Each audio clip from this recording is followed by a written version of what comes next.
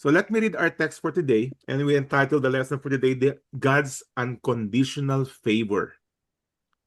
Acts 10:34-43. 34. So Peter opened his mouth and said, "Truly I understand that God shows no partiality, but in every nation, anyone who fears him and does what is right is acceptable to him. As for the word that he sent to Israel, preaching good news of peace through Jesus Christ, he is Lord of all. You yourselves know what happened throughout all Judea, beginning from Galilee after the baptism that John proclaimed, how God anointed Jesus of Nazareth with the Holy Spirit and with power. He went about doing good and healing all who were oppressed by the devil, for God was with him. And we are witnesses of all that he did, both in the country of the Jews and in Jerusalem.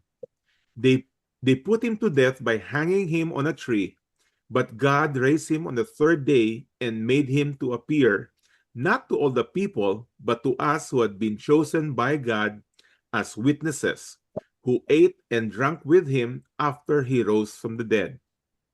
And he commanded us to preach to the people and to testify that he is the one appointed by God to be judge of the living and the dead.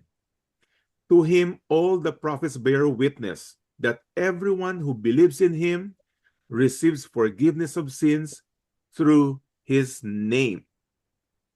So that is our text for today. And in this story of Cornelius, we are coming to the core of the gospel, the message of the gospel that Peter delivered, commanded by God. And Cornelius was asking, share us everything that the Lord has commanded you. And that's why it begins with verse 34 with the word so, that is therefore. So Peter opened his mouth and said, well, what triggered Peter's opening his mouth? That if we go back a few verses before, in verse 29, Peter asked Cornelius, I asked them why you said, bakit mo ako pinadala dito? Why did you have your soldiers come and pick me up? Why? Then Cornelius told his story, and then he said in verse 33, part B, now therefore, we are all here in the presence of God to hear all that you have been commanded by the Lord. So in our text for today, Peter will be speaking the things that the Lord have commanded him to tell Cornelius, his family, and his close friends. Remember? Di ba sabi pa that Cornelius gathered his family and close friends. And therefore, verse 34, Peter opened his mouth and said what? The things that God have commanded him to say. Beginning with, truly I understand. Oh, I'm having an echo. Can somebody lower your volume so that or put it into mute first? Okay, everybody, put yourself to mute first so that I will not hear an echo. So here's what Peter said: that God have commanded to tell Cornelius, his family, and his close friends who were gathered, ready to listen. He says, truly I understand that God shows no partiality, but in every nation, anyone who fears him and does what is right is acceptable to him. Now, this sentence I would like to break into two parts. The first part, Peter says to Cornelius, his family, and close friends, truly, I understand that God shows no partiality. I understand. Which tells us that prior to this, Peter did not understand. He actually thought that salvation, that the gospel, was meant for the Jews and the Jews only. For many reasons. Number one, they are the chosen people of God. Number two, everybody else, besides the Jews, worship multiple gods or no gods at all. So at this point, Peter finally realizes and tells Cornelius, who, by the way, the Jews were not permitted by law to associate and fellowship with pagans, with unbelievers. Remember from our text last week, they are not permitted by law. So Peter had a change of mind that he actually enters the house of Cornelius, a Roman centurion. Technically, he was breaking the law, but he was obedient to God, that God told him, follow those soldiers wherever they may bring you. Go to the house of Cornelius. So he did obey. So Peter came to an understanding that the gospel is not just for the Jews, it's for all nations. And we read this from last week, and I'd like to repeat it from Galatians 3. Paul says about the gospel, there is neither Jew nor Greek. That very portion, that first part, it's not just for the Jew, it's not just for the Greek. Greek, by the way, is anybody else, the pagans. Not just for the Jewish religious people, but even for the non-God, atheists, and people with multiple gods. Nope. There is neither slave nor free. Doesn't matter. Poor or rich. Doesn't matter. There is no male and female. It doesn't matter. Why? For you are all one in Christ Jesus. The whole point, the salvation is all through Christ. It doesn't matter your nationality, doesn't matter your color, doesn't matter your status. It doesn't matter whether you are quote unquote good or bad, because in the end, all have sinned and all have fallen short of the glory of God. And that is something that we all need to understand. Because Cornelius, as described from our previous verses, was godly, prayerful, and generous. He was a nice guy. But you can only be saved through Jesus Christ. So, Romans 2 verse 11, it says, for God shows no partiality. Why? Again, we are all in the same boat. We are all sinners. We are all lawbreakers. Ephesians 6 verse 9, there is no partiality with him. We are all the same. You know what's ironic? That salvation, let me put it in the screen, that salvation, the gospel, is universal. And what's ironic about this is that the word universal means Catholic. And the Roman Catholic Church really, I think, have really thought well about this when they were thinking about what should we name our religion. Why don't we call it Catholic? Because it's universal. Whether you are a Jew or a Roman, whether you're Japanese, Italian, doesn't matter. This religion is for everybody. It's universal. But let me just say this. Universal means Catholic. Catholic means universal. But the religion is incomplete when you just say Catholic. Because the name of the religion that, most of us came from is Roman Catholicism, which is actually, what's the word? Because when you say Roman, then it's very specific. It's Roman. It's Roman universal. So which is it? Is it Roman or universal? But anyway, that's a play of words. The gospel is universal. And at this point, Peter actually realizes that God showed that the gospel was for the Gentiles as well as Jews, and not just for a specific nation. It's for everybody. It's for every nation. That is why in our text here, it says that I understand that God shows no partiality. And then verse 35, but in every nation, there you go. Doesn't matter where, doesn't matter who you are, Doesn't matter where you come from. In every nation, anyone who fears him and does what is right is acceptable to him. Now, what's the word fear? Fear is not scared. It's not like you are shaking because, oh, it's scary. No, fear is honor. That anyone who honors him, obeys him, and does what is right is acceptable to him. Now, if we just look at this verse, it looks like and sounds like anyone who does good is acceptable to him. That's not what it's saying. What it's saying is that anyone who does what is right, we have to ask the question, what is right? What is proper? What is acceptable? Well, we have to look at other verses. I would like to point out in John, and many of you have gone to the book of John with me, in John chapter 6, verse 40. Here's what it says. For this is the will of my Father. In the context, the will of the Father to be saved. The will of the Father on how a person who is a lawbreaker be made acceptable to God. Okay? How is it? Here's the will of the Father.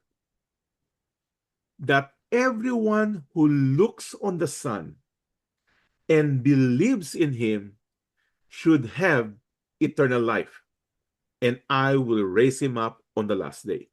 Now, you have to understand the context. The context here is that this message was given to the Jews. And for them, Jesus was just an ordinary man. He was simply the son of Mary and Joseph. But this is what John is saying.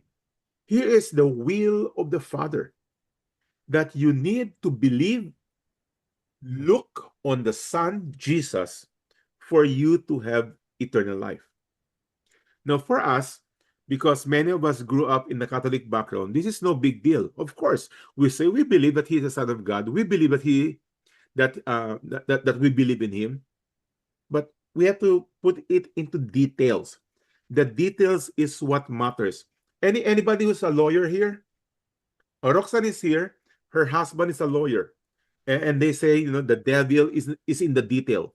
So even believing, we have to understand what does it mean to believe, because majority of people today, if you were to just have an interview, for anyone on the street, do you believe Jesus is God, that he is Lord? I think 99% will say, yes, I believe that he is God. But does it mean that that person truly believes and have eternal life? Not necessarily. As a matter of fact, James says in James chapter 2, I believe, James says, but even the devil believes. So not every belief leads to eternal life. There is a specific type of belief about Jesus that leads to eternal life. Romans 10. This is the prayer of Paul. He says, brothers, my heart's desire and prayer to God for them, that's the Jews, the Jewish people, is that they may be saved. What's the point? That them, the Jewish people, are not saved. So that is why Paul is saying, I pray for them that they might be saved. It is my desire that they might be saved. Now, why? Why specifically does Paul wants the Jews to be saved? Verse 2, for I bear them witness. I can testify, I can show, I can prove that they have a zeal for God. Zeal, enthusiasm, fire, zealousness, die hard for God. So that's why Paul was saying, I want them to be saved because they have a zeal. But there's a problem. But, that's the key word, but, pero, not according to knowledge. In other translations, but not according to the truth. Zealousness without, zeal without doing the right thing is very dangerous. Now, why is it not without knowledge? Why? Verse 3. For being ignorant of the righteousness of God.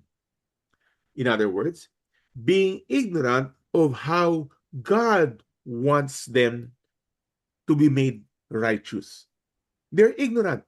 Now, you must say, but Mike, I mean, aren't they excused that they're ignorant about God's way to be saved?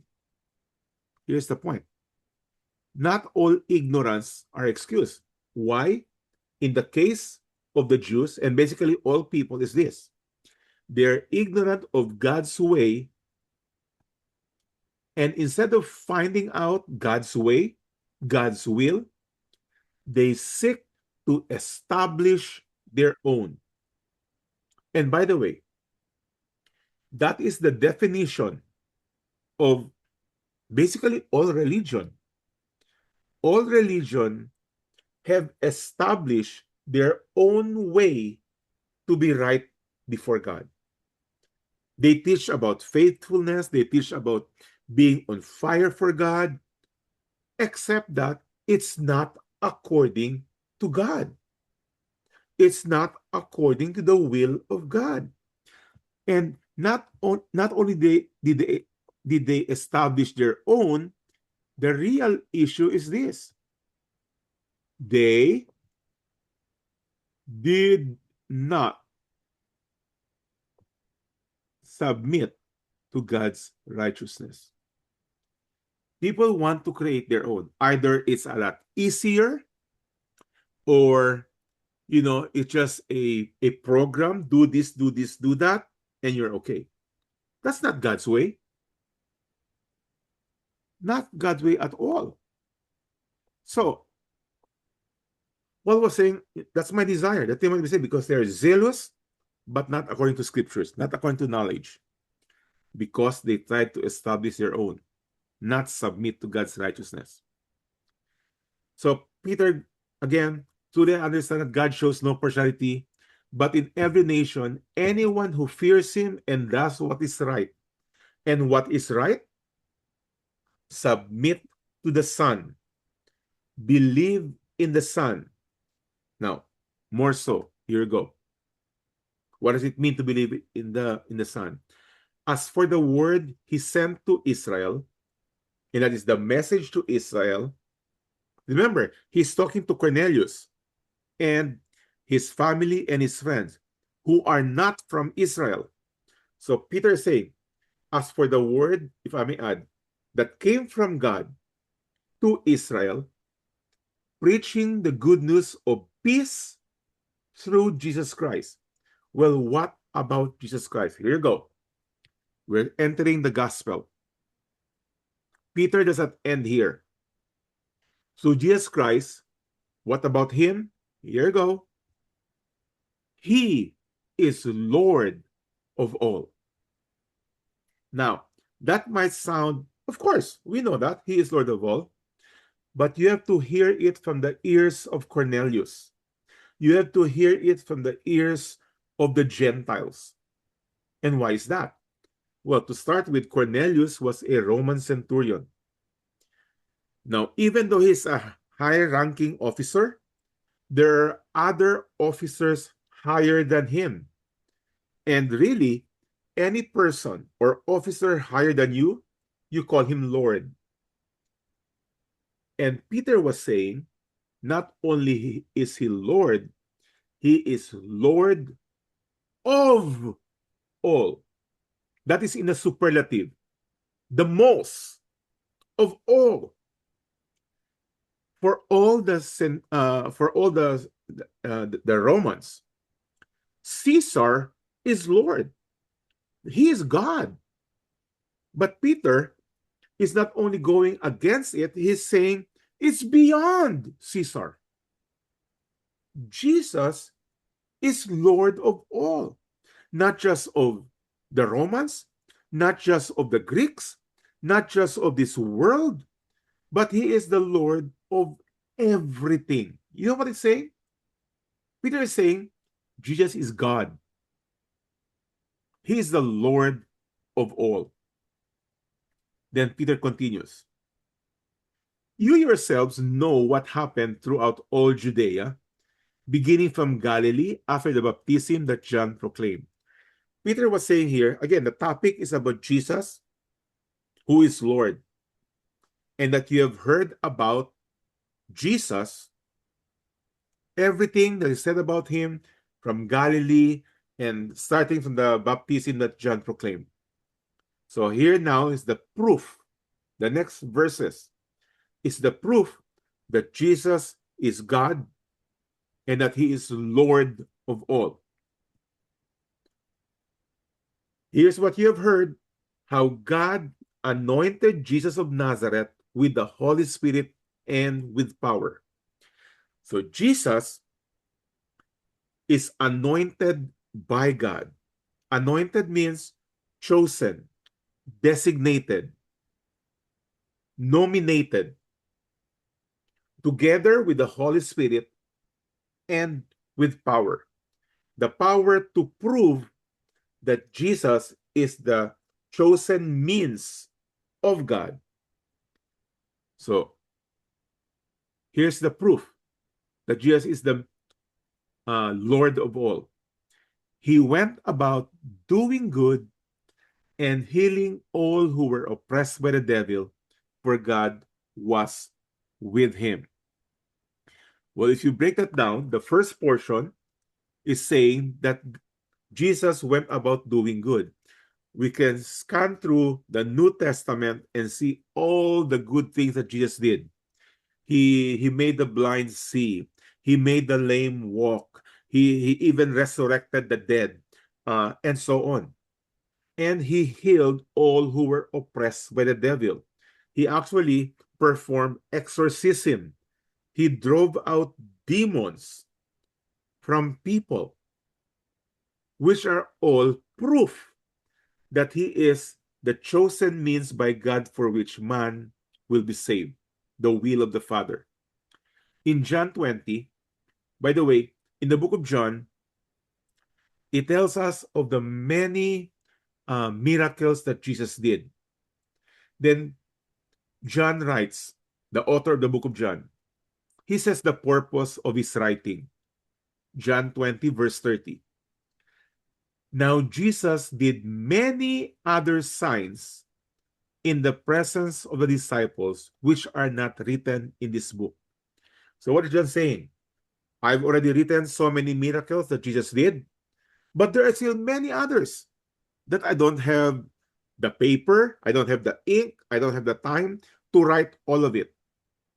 But all of these signs were done in the presence of the disciples, but I didn't write it. But what I've written is this, the purpose. But these are written so that purpose of the writing of the miracles, the driving out of demons.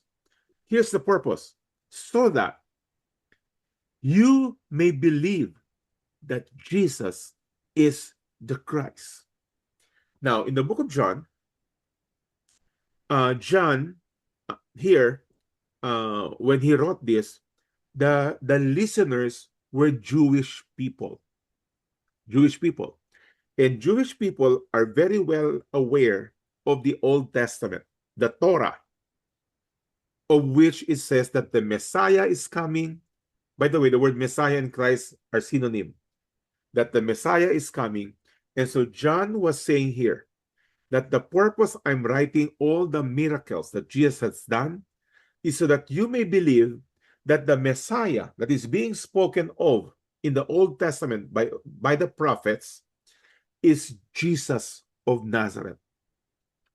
So you believe that Jesus is the Christ, and secondly, that you may believe that Jesus is the Son of God, that he is God. In John chapter 1, it begins introducing Jesus to be, in the beginning was the Word, and the Word was with God, and the Word was God. So Jesus is God. Now, what is the importance of believing that Jesus is the Christ and that Jesus is God? Conclusion. And that by believing that Jesus is the Christ, the promised Messiah, and that Jesus is God who became flesh, you may have life in his name.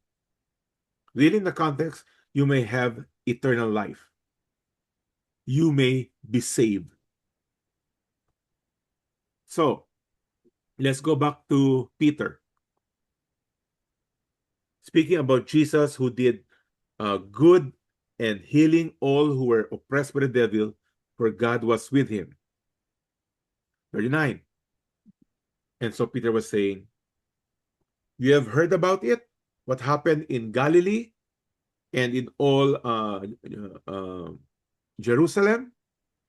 But not only that, I'm now standing before you because we are witnesses of all that he did. What did he do? All the miracles he did, both in the country of the Jews and in Jerusalem, all over. Then the next sentence is the core of what Peter is trying to tell Cornelius, his family, and his close friends. Here you go. The core of the gospel. That they put him to death by hanging him on a tree, but God raised him on the third day. That is the core of what we have to believe about Jesus, the Messiah, who is God.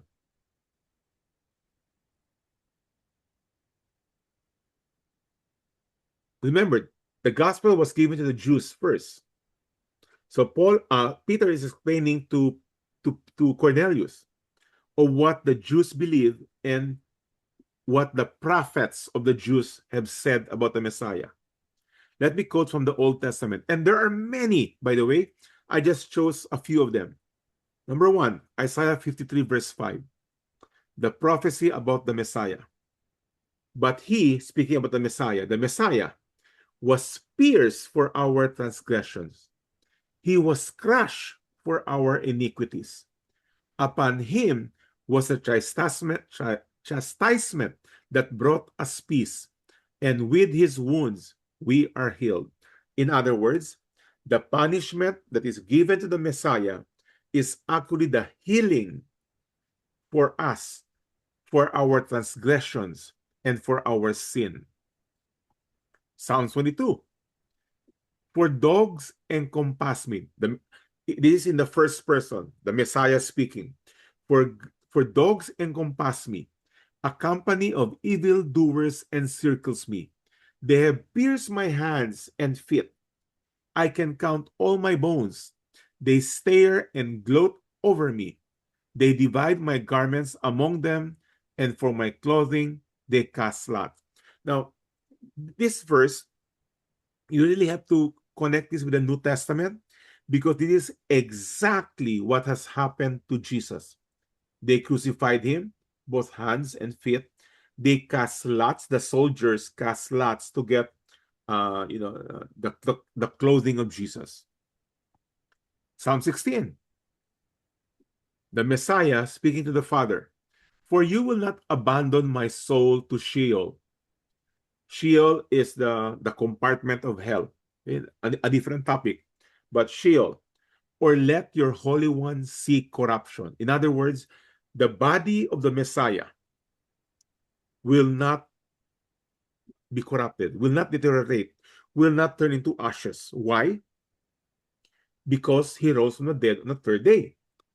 So, excuse me, let's take a look at a couple of verses from the New Testament. Matthew 16. Jesus speaking to his disciples. From that time, Jesus began to show his disciples that he must go to Jerusalem and suffer many things from the elders and chief priests and scribes and be killed, and on the third day be raised. The fulfillment of the prophecies of the Old Testament. Matthew 28. Remember this when the women went to the tomb after Jesus was buried? Then the angel said to the women who was looking for Jesus, The angel said, "Do not be afraid, for I know that you seek Jesus who was crucified. He is not here, for he has risen. As he said, come, see the place where he lay." Again, the fulfillment of the book of Psalm that says, the Messiah speaking to the Father, to God, "You will not permit my body to see decay."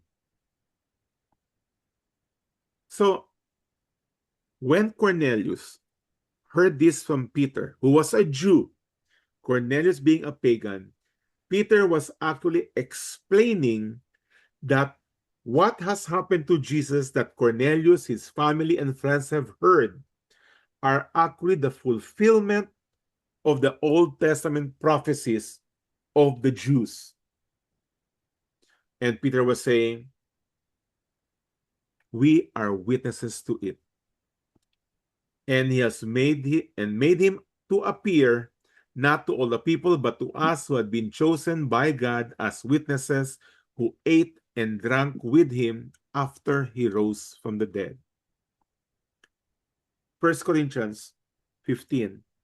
Paul again explains the gospel on what we need to believe about Christ to the people in Corinth, in the church actually in Corinth. By the way, Corinth is not in Israel. Corinth is in Corinth, obviously, but a good majority of the people in Corinth are pagans, are coming from the pagan background, not just Jewish Christians, but also Gentile Christians. So Paul explains this. For I delivered to you as of first importance. Another word of saying first, the most important. Or should it be the most important? I think it should be the. Okay. The most important. Correct about that? The most important. What I also received. And what is this most important? That Christ died for our sins in accordance with scriptures. And that's very important, in accordance with scriptures. Because what Paul is saying here, that this death of the Messiah, the Christ, is the fulfillment of the prophecies of the Old Testament given thousands of years before, that the Messiah would come, he will be crushed and pay for our iniquities according with the scriptures, and that he was buried, that he actually died. By the way, that's very important.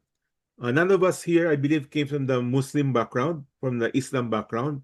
But in Islam, they believed in Jesus, but they believed that Jesus did not die. Okay? Now, that is totally different, exact opposite of Christianity. In Christianity, Jesus, who is God, who became flesh, died and was buried. But he was raised on the third day in accordance with the scriptures. Again, in line with biblical texts from the Old Testament of the Jews, that the Messiah would die, but not that his body would not be corrupted. And we are witnesses, and that he appeared to Cephas, then to the 12. Then he appeared to more than 500 brothers at one time, most of whom are still alive, though some have fallen asleep. Then he appeared to James, then to all the apostles. So what was Paul saying? That there are lots of witnesses that Jesus actually died as what the Old Testament, as what Scripture says, fulfillment of prophecy, and that on the third day he rose from the dead. And this is what Peter was trying to explain to Cornelius, because Cornelius did not have all this background of the prophecies. I actually would presume that if Peter was carrying scriptures, he would actually point out and show. Here's what scripture is saying. from the book of Isaiah, from the book of Zechariah, from the book of Psalms, etc., that the Messiah is going to die and rise from the dead. Then after he rose, and we are witnesses, Peter says, and he commanded us to preach to the people and to testify that he is the one appointed by God to be judge of the living and the dead. So what is the commandment? The commandment is to preach to the people. But prior to Cornelius, remember, the idea of Peter, of people, was only the Jewish people. But in our text today, starting with verse 34, he said, I finally understand that God does not show partiality. Doesn't matter who you are. In other words, that God have commanded, Jesus have commanded us to preach to the Jews and to you, Cornelius, to your family and to your friends about Jesus, the fulfillment of the prophecy of the Old Testament, that he is God, that he is the promised Messiah. The promised Messiah means that he will be the judge of the living and the dead. Then Peter points out, to him all the prophets. Now, again, Peter is talking to a Gentile who have no idea about the Old Testament. So Peter is explaining, to him all the prophets of the Jews in the Old Testament bear witness that everyone who believes in him receives forgiveness of sins through his name. In other words, what was Peter telling Cornelius? Cornelius, here is the message you were asking me to tell you, your family and friends. The message is this: Jesus is the Messiah. Jesus is God. Jesus fulfilled the prophecies about him from the Old Testament through our prophets, that he would die, pay for the penalty of sin, and that he rose from the dead, and those who believe in him, those who put their faith in him, will receive forgiveness of sins through his name, through him, and him alone. If you recall, when we took up Acts chapter 4, verse 12, it says that there is salvation in no one else. You see, salvation is very, very exclusive. No one else. For there is no other name except Jesus under heaven given among men, that's people, by which we must be saved. John 14, Jesus speaking about himself, I am the way. If I may add, I am the only way and the truth and the life. To make sure that you clearly understand this, he says, no one comes to the Father except through me. No one can get saved. No one can get back to God except through me. Very, very exclusive. And this is exactly what Peter was trying to explain to Cornelius and his family and friends. You need to believe in Jesus for you to be saved. Yes, you are good. Yes, you are prayerful. Yes, you are generous. Yes, you are godly. But those are not enough. You need to put your faith and trust in Jesus, who is the anointed means for which man will be saved. John 10, Jesus says, I am the door. I'm the entrance. If anyone enters by me, he will be saved and will go in and out and find pasture. He's the way. He's the gate. He's the entrance. Matthew 7, many of us know this very well. Jesus actually puts a command. Enter by the narrow gate, speaking about himself. Enter through me. And why is that? For the gate is wide and the way is easy that leads to destruction, and those who enter by it are many.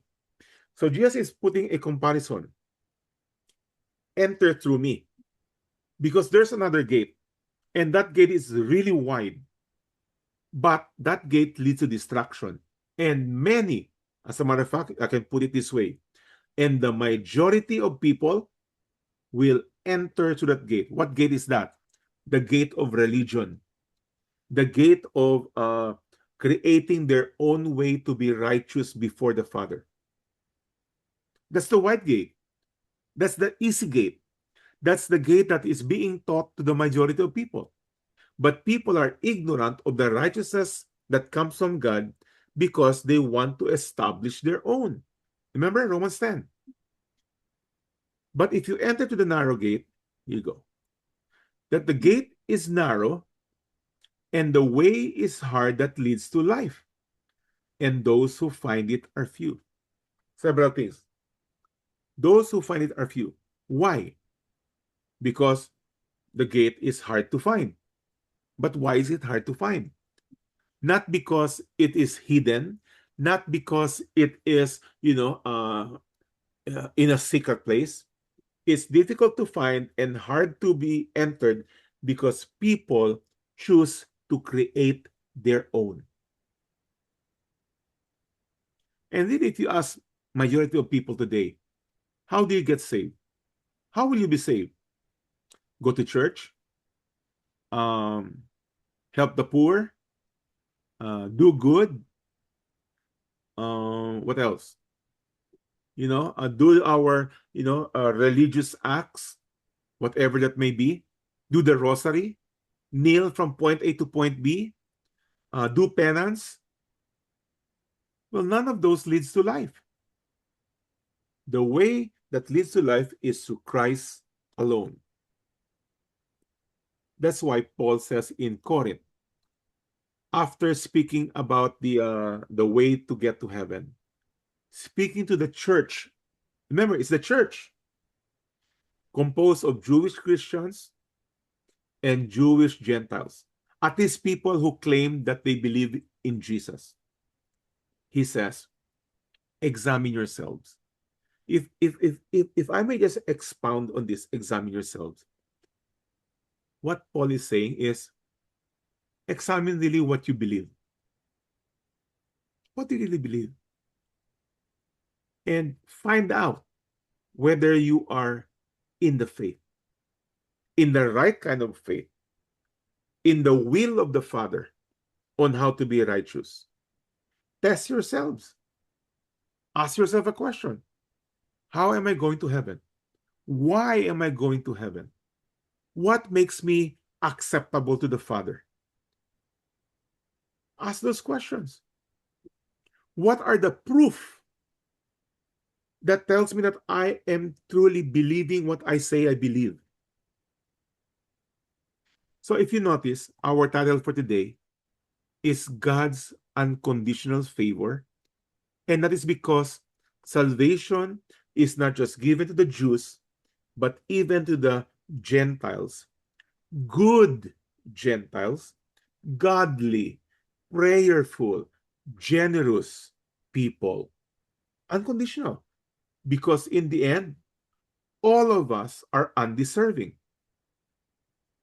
So when I was thinking about this, the verse that came into my mind is Ephesians 2, that we are saved by grace. Not by our actions, not by our doings. And what I'll be showing to you next, a couple of slides, comes from a devotional that will come out in about a month's time. So this is like the rough draft of that devotional. And I'll be speaking on that particular devotional, Ephesians 2, verse 8 and 9, which says, "For by grace you have been saved through faith. And this is not your own doing. It is the gift of God, not a result of works, so that no one may boast." Ephesians 2, verse 8 and 9. And so I explain. Here's the devotional, okay? In these two verses, the Apostle Paul provides the most concise and powerful summary of what we call the doctrine of justification by grace alone. What doctrine? The doctrine of justification, that's being made right, being made acceptable to God by grace alone. it establishes that salvation is a work of God from beginning to end. If I may add, alone. It's God's work alone. Paul breaks down the mechanics of our standing before God using three key terms. According to the verse, it says this. Number one, the first, the source. By grace you have been saved.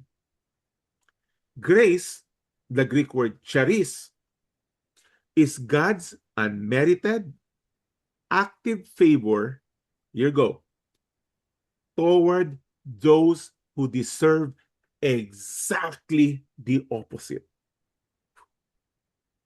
Wow, what do we deserve? Hell. But by God's grace, we are given heaven. It is not a reward for our service or any of our good works. It is the sovereign initiative of the Father, work of God. Second, how do you receive this grace? The channel, through faith. Now, what does that mean? Faith is not the cause of our salvation, but the empty hand that receives it. So faith is just the accepting, the receiving, the believing that God is giving me salvation because of His grace. As a matter of fact, even this faith, Paul declares in the verse that this is not your own doing, it is the gift of God. Even we say, I believe in Jesus, that believing is not your doing. It is the gift of God.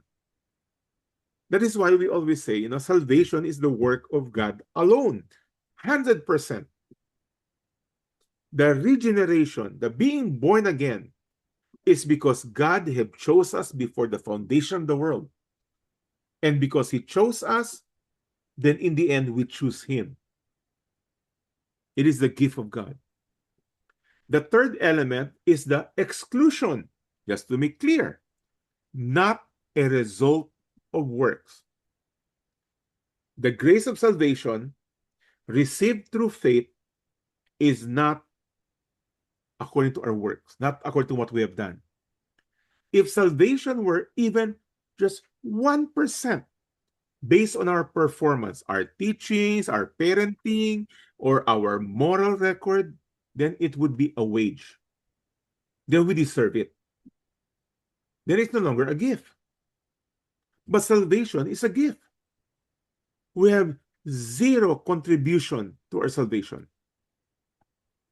But God designed the plan of redemption specifically, the end of the verse 9, Ephesians 2, verse 9, so that no one may boast.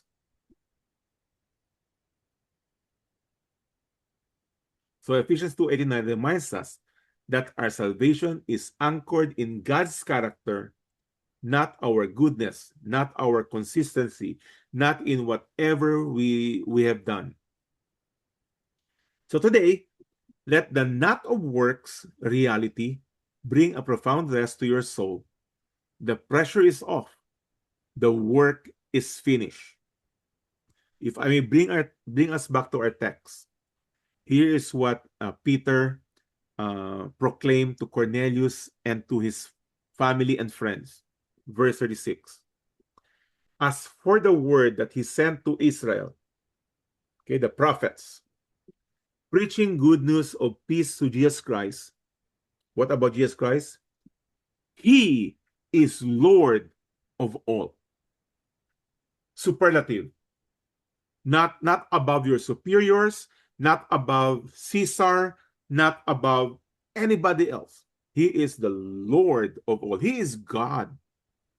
That's the proclamation of Peter to Cornelius. Then, in verse 59 to 40, the gospel that they put him to death by hanging him on a tree, but God raised him on the third day, which proves that he is the Messiah, to which God anointed, designated, that we should believe for us to have eternal life. And that is the will of the Father. That's Acts 10, 34 to 43. God's unconditional favor. So let's open the floor for Q&A. Question, comment, or clarifications. Anyone who wants to start? Turn on your videos now. I need to see you. I need to see your beautiful faces. All right. Who wants to start?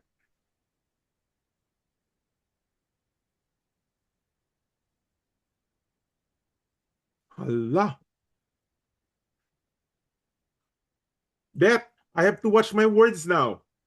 When the da, the D.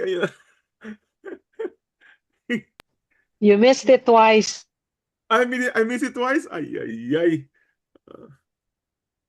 ay. For those of you, what am I talking about here? Because Bernadette is the one checking my spelling and pronunciations in our devotionals. So okay. Why don't we start with you, Deb? Thoughts, question, comment. Okay. I'm still amazed ba whenever I think of being chosen by God. I'm still amazed. Like, it's nothing in me that I deserve to be, ordained to be part of His family, but still, because of that amazing grace, it propels me to to continue to be obedient to what He wants me to do. I think it's overwhelmingly. Yeah, I cannot. It's beyond words, no? Like every time yeah, I think of it, like how was I predestined exactly. to? It still Yeah, blows my mind. yeah. Amazing. It's totally the grace of God. And you know what? Peter would have told Cornelius, because it describes Cornelius to be respected by the Jews, godly, generous, etc. Peter could have said when he first came there, you know what, Cornelius, you're doing a good job. You're already doing what is right. He did not mention any of those things. He went straight to the point that no matter what you have done, whether you're good, respected, etc., it requires that you believe in Jesus, the Messiah who paid for your sin, not because of what you have done, not because of what you are doing, but it's all because of what Christ has done. And that is, I think, the turning point for most of us, even for most of us who call ourselves Christians from eternity past. Since we were born, we were Christian. We really have to understand that salvation has nothing to do with our religious affiliation. Oh, no, no, but I'm a Christian. No, no, no. It has nothing to do whether you went to church, did the rosary, did the procession, nothing to do with that. It all has to do with what Jesus has done on the cross. Because no matter what good Cornelius have done or we have done, they all have fallen short of the qualification of God, which is perfection. That's why we need to receive the righteousness of Christ, which is the will of the Father, that we believe in Jesus. Totally, 100%. Nothing to add to it. Yeah. Mike, Yes, Wang. but just to continue din yung yeah, about the grace that people receive, that we receive, no? It flows from a God who is impartial, no? Yung covers verse 34. Mm-hmm. Which shows that God does not choose not only between the Jews and the Greeks or Gentiles, no, but if we look at those who become Christians talaga, Uh-huh. it could be anyone. It could be anyone. It could be very a criminal. It could be, walang nationality, walang creed, walang Yeah. color. It could be a Chinese atheist or an Iranian Islamic Yeah. revolutionist. kahit sino pwedeng and that shows that it's purely by grace, no? Parang wala sa anything sa kanilang pinanggalingan ang nag-qualify sa kanila para pipiliin sila ni God. It really could be Exactly. anyone. So Exactly. if we're one of those, di ba? Wow, how amazing is that? Yeah. And you know what, Weng? If I may add to what you said, it's not just about the color, the nationality, but even to the adjectives about you. Even if you're godly, did you know that you can be godly and still go to hell? Did you know? I think this really works better for us. Did you know that you can be very religious, zealous for God, and still on your way to hell? That's why Paul said in The Corinthians, to Pharisees the were very religious. yeah, that's why Paul said to that Corinth, check and see and find out if you are truly in the faith. That if you have the right prescription of God's way to heaven, not your own way, not what you were told what to do and not to do. No, God's prescription that we need to put our faith and trust in the finished work of Christ alone. And we need to believe that through faith. Yes, it's by grace. We don't deserve it. But the way we receive it is by believing it, receiving it. Yeah. That's right, Mike. And yun sabi nga ni Det, very humbling, the most humble people, di ba? Yeah. Because grace really operates doon sa humility sa ng person, because once magkaroon lang ng attitude na yung hindi kaya ko yan, yung self-sufficiency or di kaya superiority, yung ay mas mabait ako kaysa sa mga iba. Kung pumapasok yung gano'n na attitude, right? Yeah, Mas lalong exactly. mawawala ang grace. Yeah. Walang You know what, grace. Weng? Talking about that, especially, during our time, high school and college, I always thought that I'm better. Wait, Bernadette's husband is my classmate from grade school, high school, and college. I always, the name of the husband is James, or we also call him Jing Jing. I always thought I'm better than Jing Jing. I do not smoke. Jing Jing smokes. I do not drink. Jing Jing drinks. Okay, mas okay ako. And I think that's the problem with most people. We think that we are better than others. Especially if you start comparing yourself with the Hamas. If you compare yourself with Hitler, then man, you are really good. But not from the point of view of God. And that is what, really brings us to, as Bernadette mentioned sa text dito, it's very humbling. Yeah. Okay, Roxanne, I get you. You're sa car ka. But do you have any thoughts? You can just turn on your audio and just ask question or put and maybe have a comment over our lesson for today. Okay. Anybody else? Randy, Ellen, Nini, Ira, Carlos, Ray. Marami tayong oras. I think I go with the same understanding before, because I thought na I was good enough. Aside from that, I was handsome.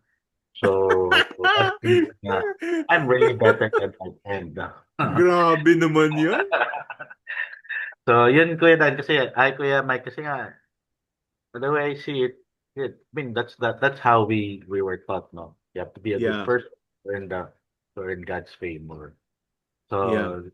it turns out, no matter how I think I'm good, but it's really not the point. It is what God thinks of you. Yun. Exactly. Yeah. Pero clear ako Yeah. doon yung gwapo ako, Kuya. Ako hindi ko naisip yun. Atenean din yan si Ray, kaya pareho Kaya nga tayong gwapo. Malaki mga ulo ng Athenians Oh, eh. taray. Yeah. So, but I think that's a common mistake. And that's why Peter never mentioned about the goodness of Cornelius. Because the goodness of Cornelius does not add anything to the salvation that God gives as a gift to those who will receive it. How do we receive? By faith. Yes, Beth. And I always want to remind myself about Corinthians, examine yourself, examine yourselves. So it's examine myself, not examine other people. Uh-huh. Di ba sometimes kasi we tend to, siya kasi ganyan, siya kasi ganyan.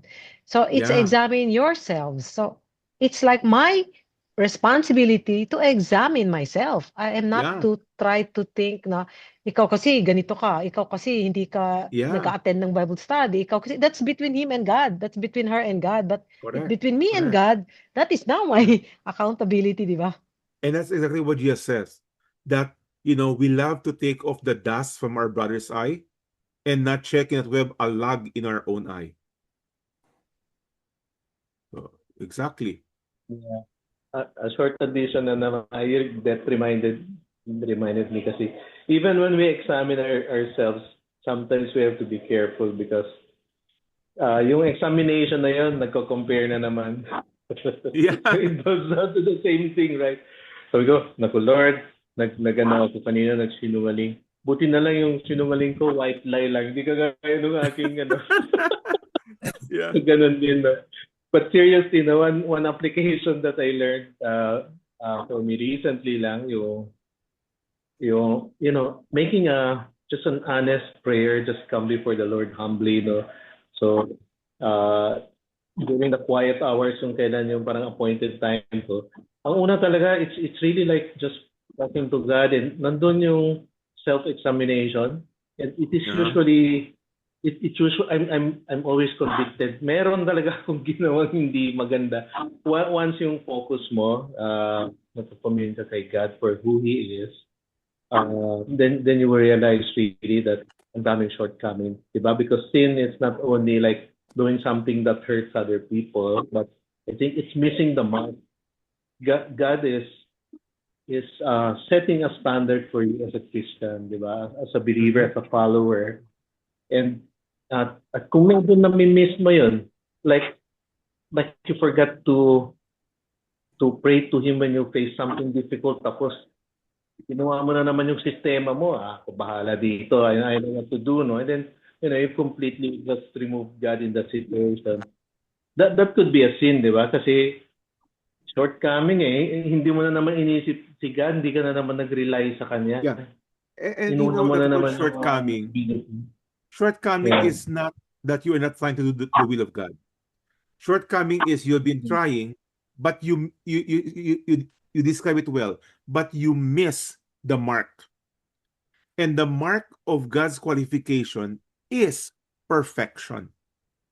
That is why no matter how try you to be good, you miss the mark. And you can only hit the mark by believing in the works of Christ on the cross alone. And you can only receive it. You cannot work for it, not by works, so that no one can boast. Hindi, kasi ano talaga ako eh. Godly na ako, bata pa ako, godly na ako. No. Dati pa ako, pogi na ako eh. Di ba sabi ni Ray kanina? Pogi na ako, bata pa. Okay, the rest? Randy, Nini, Dan? Kuya Mike. Mike, Okay, hold on. Let's start with Carlos. Yes, Carlos. Nung unang panahon, one of the hindrance ng yung pag-spread ng gospel, yung division of the Jews and the Gentile. Uh-huh. Ngayon, nakikita ko rin na minsan may sarili ko, may bias ako na I'm good enough. Sabi natin. Kaya minsan nagiging malaki dun sa pag-share ng gospel. Mabuti na lang sumunod si Peter. Kaya Yeah. na-break niya yung division between Jews and Gentile. Pero kahit ginawa niya yung ganun, may naalala ko dun sa isang kwento na ni-rebuke ni Paul si Peter sa Galatians chapter 2 verse 11 ata yun to 14. Nung una, nakipagsalamuha siya sa mga Gentiles, then later na parang dumating si James, kanyang kasama, nahiya siya, parang nahiya siya doon kasi nagkakita sa kanyang mga mga Jews na very sa law, kaya parang kinahiya. Yeah, that's why Paul had to rebuke him. And that happens to all of us. Sometimes we seem to be very in line with God. And then after a while, we find ourselves doing something else. Either the pressures of society, depends on whom we are mingling with. So we are kind of influenced by that. That's why it requires a daily walk. We cannot just walk one time, last week talagang ako, godly and obedient. It's a daily walk. It's a daily examination. You and I should actually check ourselves on a daily basis. How did I do today? Did I, do what scriptures, the Bible, God tells me to do or not to do? It's a daily walk. And even, people like Peter, who was, talagang kumbaga okay na siya sa Acts chapter 10, and then later on, he was withdrawing from the very thing that God told him to start, doing. So yeah, that happens. That happens. So that's why we go to 1 John always, and seek for forgiveness. And he is faithful to forgive us from all our sin. But we have to identify those sins. But our topic for today is actually salvation. Salvation for people who are already good, who are already nice, who are already religious, who already think that they are right with God, when in reality, they have been trusting their own good works. And I think this is the pitfall of many people who call themselves Christians, who already goes to church, who already identifies to be believer in Jesus. When in fact, there's a portion inside of them, well, kasi mabait ako . Kasi hindi ako tulad ni ni whoever, fill in the blank. Mike. Yes. That's why I always say that I gave Jesus permission to be the Lord of my life. Jesus, I will obey your word, your command, pero hindi, yung gusto pa rin natin yung nasusunod, doing our own way kasi feeling magaling ako. Yeah. Again, we create our own. We even try to, pay the penalty of our sin. Because meron akong nagawa hindi tama ngayon, sige, next week, I'll go to church and I'll go to Bible study. Somehow we think that we can pay it through our, again, good works. Bawi na lang ako. Oh. Nakipag-inuman ako, nalasing ako, tapos babawi na lang ako bukas. Oh. Making up. Exactly. And Mike, short lang, yung it's possible din that you were able to share the gospel with someone, or you gave alms and then malaking tulong talaga sa tao. We check our hearts kasi baka nagbo-boast na naman tayo sa sarili natin. Wow, galing ko talaga. Buti na lang nagbigay ako. Kung hindi ko ginawa yun, kawawa talaga yung tao na yun. The natural tendency of the heart is to really go back to our sinful nature. So we have to pray. I like what you said na it's a walk. It's a daily walk. It's not like an automatic one-time, big-time thing. We have repented and sought forgiveness for our sins, but after a week, after a day, Yeah. Ayan na naman, inuulit-ulit na naman natin yung ginagawa natin. Yeah. We really have to always, come back to the Lord in Correct. humility. That's humility. But those are all the daily walk. And our daily walk can go up and down. Okay? As sabi pa ni Carlos kanina, even Peter, at the peak of his, quote-unquote, his career as an apostle, and then later on, bagsak na naman. But that's not exactly what we're talking about here. We're talking about salvation. The putting our faith in the works of Christ alone on the cross. And that is what Peter trying to explain to Cornelius, his family and friends. You're doing all these good things, but you're missing one thing: putting your faith in the Messiah, the anointed messenger and judge of the living and the dead. Okay. Blair? Anything in your side, Blair?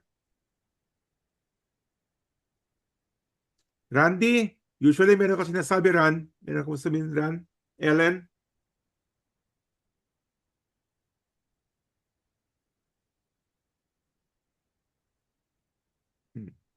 So has everyone here check and see if you have a genuine faith, that your faith is actually what we call saving faith?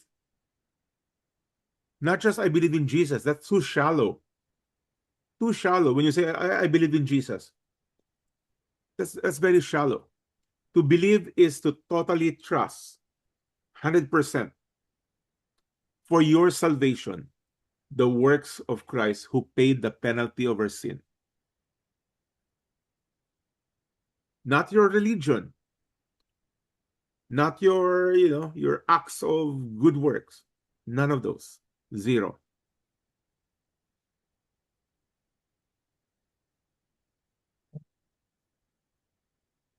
Any more? Marami pa tayong oras.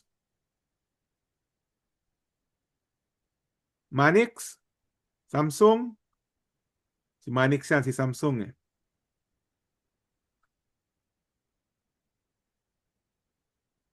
No, wala na.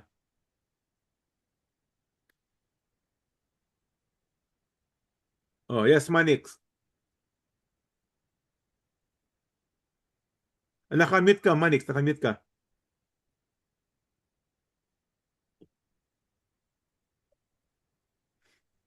Yan.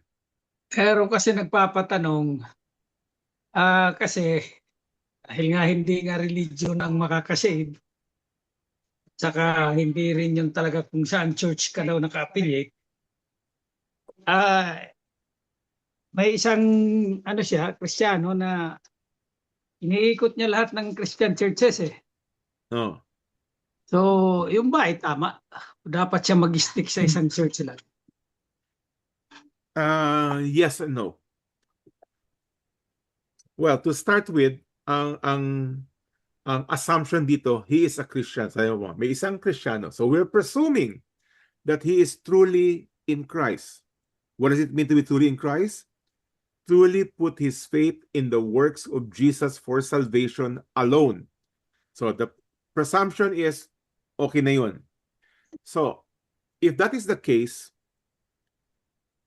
should you go and check every Christian church? Yes and no. Number one, yes. Yes, you should go around so that you will find a church where you can actually grow, especially if you're a new believer, where the Word of God is clearly explained. Okay, hindi lang basta kung saan and so on. Clearly explained. And the other reason, nawala si Manix. Manix, nakikinig ko ba? Ikaw ang kausap ko. Dito ba kasi? Okay. Ang second is no, because sometimes you're actually called in that particular church to teach, to correct, and to rebuke. Because there is no church that is perfect. So there's always room for improvement. So you might be part of a church na, tagilid sa isang area of ministry. Then you don't just say, well, alis na ako dito kasi tagilid eh. Well, no. You probably have to stay there to make the correction, and to help the church grow in maturity.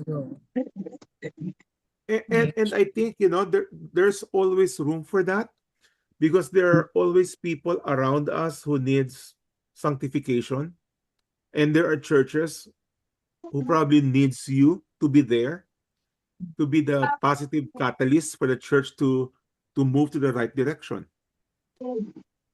Pero again, kung bago ka pa at you're not properly equipped, then you should find the church that truly teaches the Word of God. Okay? So, yes and no. Unless yung church na pinupuntahan mo is totally a fake church. Okay? Ibang usapan yun. Kasi yung si Raul lang inano ko kasi. Kasi yun ang yung hindi pa nagpupunta siya sa mga iniimbitahan siya pag nalaman niya Christian din naman. Pinaunlakan niya, pinupuntahan niya yung church. So, sabi niya, meron na naman akong bagong imbitasyon eh. Sana naman? Yung church ng isang bagong kasali sa DG group ni Kasi may bagong pastor na kasali sa DG ni Brother Dan. Okay. Yeah, kaya nga, as Christians, as true believers, we have two things to do. Number one, we go to church to be ministered to be equipped. Diba? Sabi pa sa Ephesians 4 that we have pastors, teachers, etc. to equip the saints. So we go to church for equipping. For us. Para pakinabang tayo. But the second area for which we go to church is to be a minister. And to be minister is that you are ministering to other people. Sa kapwa Kristiyano, or maybe even an unbeliever who goes to church and yet not yet in Christ, who has a distorted view of the gospel, then you are there to minister to that person. Kaya sabi ko, it's both yes and no. So you need to find a church where you can find that balance, where you are being ministered to and you are able to minister. Don't just Mike? go to a church na ikaw lang ang being ministered. Okay. Yes, Pero Mike. siguro hanapin din niya yung may nagti-teach ng sound doctrine. Yeah, or exactly. And basing it on the word talaga, kasi may mga churches that will really minister to people, no? Akala nila ay dito ako, I feel good here, but maybe hindi na sound doctrine yun. Exactly. And say there are even churches, even the pastors, that needs to be corrected. Don't ever think na, ay, pastor yan, alam yan. No, they don't. Not everyone. So, paminsan you have to correct it or have to ask questions. Pastor, sabi mo ganito. Pero sabi ng text ito eh. Be like the Bereans. Yeah, you have to be a Berean. You have to do it in a proper way, of course. You don't, while preaching, taas mong kamay mo, no, pastor, mali ka. That's not proper. Okay? You have to do it in a proper channel and proper way. So, yeah. And if a pastor is solely a pastor, he must be humble enough to be to be informed and corrected kung mali siya. Okay. Kaya for those of us, yung iba, Mike, naghahanap ng girlfriend. Palipat-lipat ng iba-ibang church, naghahanap ng mapapangasawa. Tanungin ko nga si Raul, baka nga eh. Kasi yun eh, byudo. So, yeah. Byudo si Raul eh, byudo. Yeah, it is sad if a Christian keeps on jumping. He will never, kasi lagi kang makakahanap ng mali eh. Lagi. May kasabihan nga eh. If you find a perfect church and join that church, then it's no longer perfect. Yeah. Sama Diba? ka na kasi. Tama yan. Oh. Tama talaga yan. So, okay. Any more? Thank you. So our topic today is the assurance of salvation. Okay, this is a serious matter. Very, very serious. You can all know the doctrines and so on and so forth. But if you are not saved, if you are not justified, if you're not accepted by the fathers based on his qualification and his will, para ke? Sayang lahat. All is wasted. Okay? So, like what Bernadette said, she emphasized that check yourselves. Because in the end, you are responsible for you. Okay? Nobody Yes, else. yes. You are responsible for you. Not even your pastor. Yes, he can advise, he can tell you about the gospel, but ultimately, you are responsible for you. Okay? It's your personal. Yeah. And let me bring you back to one more slide. I have one more minute. Ano ba yung slide ko na yan? Okay, from the very start ng slide ko. Come on. Let me just mention this, and actually a request for all of us. Many of you put a heart and a like in our chat group concerning our, what do you call this? Our devotional. But it would be nice if you put your like and your heart in YouTube itself, because it helps the system ng YouTube to inform other people who are seeking those kinds of material. So, yeah. And right now, if I may check YouTube right now, we have, let me see here, 1,792 subscribers. And basically, this has happened since we started our devotionals. And, more people can hear the word of God, the better. And there are people who actually text me and ask questions, this and that. So, it's an opener. It's a entry point to share the gospel. So the same thing with you. I hope you're sending your friends, and hopefully some of them will ask questions. And you can start the question by asking, do you have any question? Okay. And by doing that, then maybe they have some question, and you can start presenting the Jesus of Nazareth, the appointed Messiah of the Father, to which no other name is given under heaven for which man can be saved. Okay, let's close. Lord, thank you again for this time of our study, Lord, and just clarifying that none of our good deeds, whether it be a Jew, a Gentile, a Roman Catholic, a Pentecostal, a Baptist, none of our affiliation actually can save us. It's only through our faith, by receiving the grace that comes from you, the gift that comes from you, not by works, but it's by believing on what Jesus, your appointed, designated Messiah, to pay the penalty of our sin, and that by receiving the righteousness that comes from his work on the cross, that we can be saved. Thank you again, Lord, for reminding us to check ourselves to where we actually put our faith in. Again, we just commit to you the rest of our week, and may you open doors for us to be a blessing to others. In Jesus' name, amen. Amen. Amen. Thank you. All right. Thank you, Mike. As I always say, sa likod ko, ano nakasulat? Go be a Go be a blessing. blessing. Blessing. Go be a blessing. Thank You are you. blessed. Good night. Go be a blessing.